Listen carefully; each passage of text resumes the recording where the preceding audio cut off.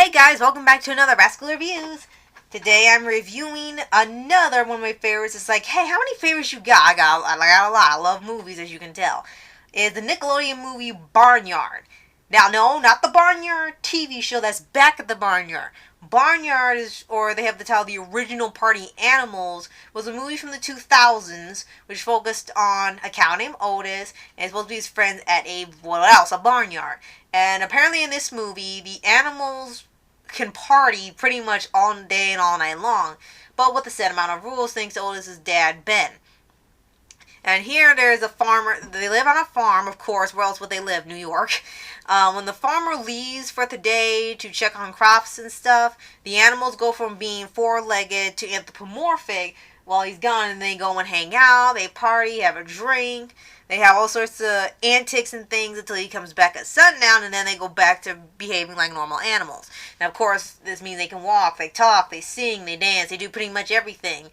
And, at first it does sound like a pretty stupid idea. When you hear it on paper, it's like, what is this? This is a weird idea. But really, you watch the movie, it's really, really fun. Back to the Barnyard, to me, it kind of lost a bit of an edge, which I'll get to in a minute.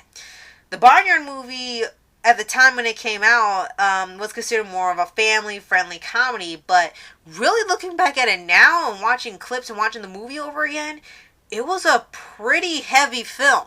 Like, the designs look... I agreed with another reviewer that it looks goofy, but the film is actually pretty heavy. It deals with the loss of a parent, accepting responsibility, protecting a home, and outlaws and stuff. It was a pretty dark movie. Even the song numbers that weren't the party numbers was pretty dark. Like the song Ben sings when he's fighting off the coyotes is a really great song. It sounded like something from an old Western movie or something. It was like, this is still a family film, right? Still, it didn't take away from the enjoyment. It was just, how come this movie isn't talked about more? It's just kind of considered a low-grade Nickelodeon movie because Kevin James was in. It was like, why does that matter? I really didn't get that. I mean, you don't have to like everything he's in, but this was a really, really great movie. And surprisingly, it handles the dark themes really well. I mean, of course you don't like it when Ben dies, but it's such an emotional and powerful scene. I mean, there's a lot of character growth. Otis goes through the phase from being just the party animal son to having to accept responsibility and be a leader and take charge, and even at some point becoming a father.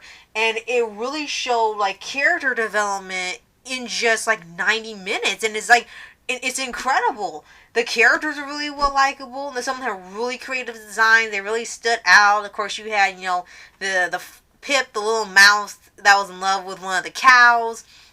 You got Pig, who's of course a pig, and all he does is eat, but he's got the standard mud stain.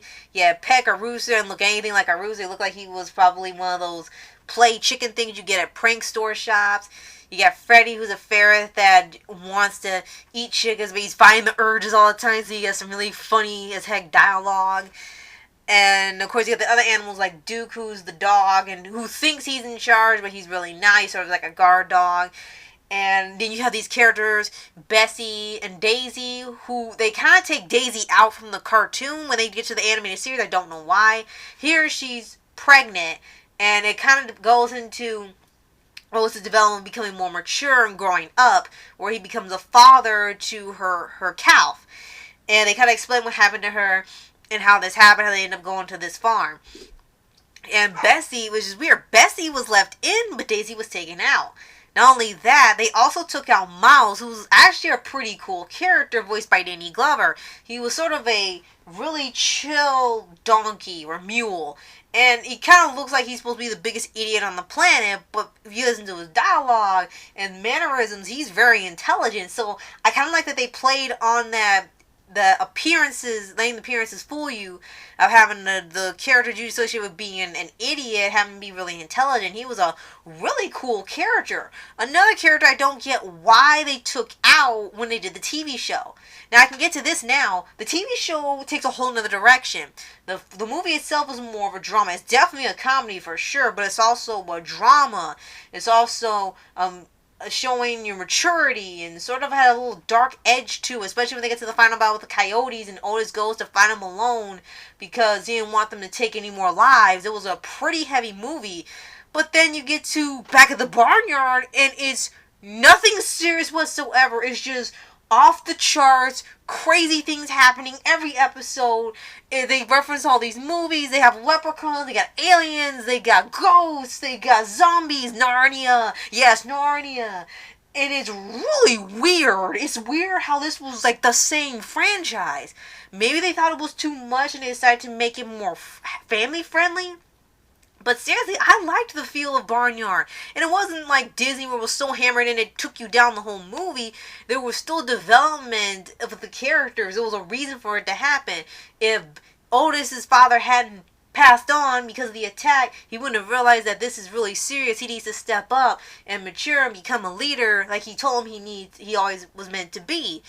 And I really miss that in the show. Like I said, Daisy is missing and the son never existed. They kind of take them out. Miles is taken out. The farmer's barely in it. They of course keep Mr. and Mrs. Beatty, and Mrs. Beatty is just nut job crazy. Loved her, seeing her and trying to prove that the cows could walk and talk, and every time everyone thought she was crazy, which she was, but she's not wrong about the cows. And then you had Snotty Boy, who has, for some reason, great joy of tipping over cows, and Otis and the Jersey cows come in and they tip him over, see how he likes it. And it's really fun. I mean, if you took out the elements of the barn animals, you could almost see this as with an actual person learning to mature and grow up and taking responsibility, because he's been kind of slacking off and not taking anything seriously when the time comes. So it's actually like a good message about it. Like, don't let, when someone's gone, don't let that be the wake-up call. You gotta learn early on. But it really works for this movie, and I'm kind of disappointed that wasn't in Back of the Barnyard. And to clarify, I do like Back of the Barnyard. I think it's a funny show. I think it's hilarious. But I love the Barnyard movie because it tackles such a heavy topic. And for me as a kid, it didn't feel like it was just trying to make me sad or something depressing. It was a really motivational movie. It was still the good guys winning in the end and defeating the coyotes. And it's just a really awesome movie. And the animation is also really, really great. The animation is like really great somehow. And looking back at it, I mean, yeah, the designs are a little dated because of the time it came out, but the animation for the time, especially when it gets to the dark scenes, like when it's raining or when they're at the junkyard with the fire, the dark settings are actually really beautiful. And I really can't talk about this movie enough because I've never talked about it before, other besides the cast video. And I could go on all day about this. I'll probably do it again if we do a podcast on Poly Animation, which you should subscribe to. And I would probably want to see this movie again. I mean, of course, yeah, there was no sequel movie because it kind of ended on one note. But I really didn't expect a TV show, nor did I expect it to go like far off the rails of the theme of the first one. None of that is really in the sequel. It's just more goofiness for the sake of goofiness, which is nothing's wrong with it. I just wonder why they couldn't just add the goofiness with it. There's even rumors that Back of the Barnyard is like another take on it, like a sort of reboot, where Otis is just in charge of the place and there's no father there at all. It's just there, and Daisy doesn't exist, and they kind of just separate themselves from the movie. And it's a little weird, but the movie itself, both properties are good, but I think I really love the movie more. I love that one way more because of how much of an impact it had on me when I watched it in the theaters, and it became one of my favorite movies ever. Not just like from Disney or Nickelodeon or anything, but it really just became a great movie and how they show the anthropomorphic animals. And I've always loved that concept of anthropomorphic animals.